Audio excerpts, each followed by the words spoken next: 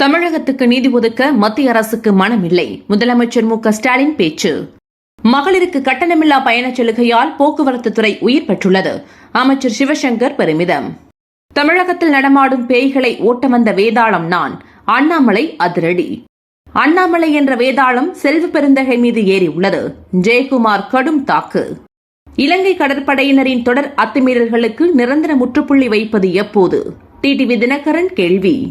விக்கிரவாண்டி தொகுதியில் 25,000 வாக்குகள் வித்தியாசத்தில் பாமக வெற்றி பெறும்.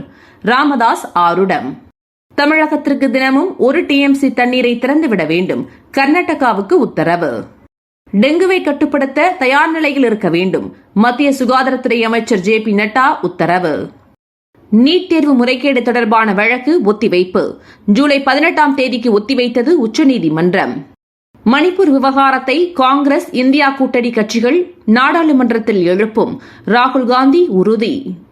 3 நாள் அரசுமுறை பயணமான ரஷ்யா மற்றும் ஆஸ்திரியா பயணத்தை முடித்துக் கொண்டார் பிரதமர். நாடு திரும்பினார் பிரதமர் நரேந்திர மோடி. மருத்துவமனை மீது ரஷ்யா தாக்குதல். புற்றுநோய்க்கு சிகிச்சை பெறும் குழந்தைகள் பாதிப்பு. சர்வதேச விண்வெளி மையத்திலிருந்து ஸ்டார்லைனர் கேப்சூல் விண்கலத்தில் பத்திரமாக பூமிக்கு திரும்புவோம். சுனிதா வில்லியம்ஸ் நம்பிக்கை. உத்தரப்பிரதேசத்தில் மின்னல் தாக்கி ஒரே நாளில் 30 பேர் பலி.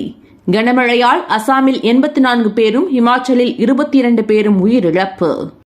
தமிழகத்தில் தேனி, திண்டுக்கல் உள்ளிட்ட 5 மாவட்டங்களில் 2 நாட்களுக்கு மஞ்சள் எச்சரிக்கை.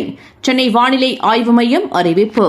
தினந்தோறும் காலை தலைப்புச் செய்திகளை உடனுக்குடன் தெரிந்து கொள்ள வணக்கம் இந்தியா நியூஸுடன் இணைந்திருங்கள்.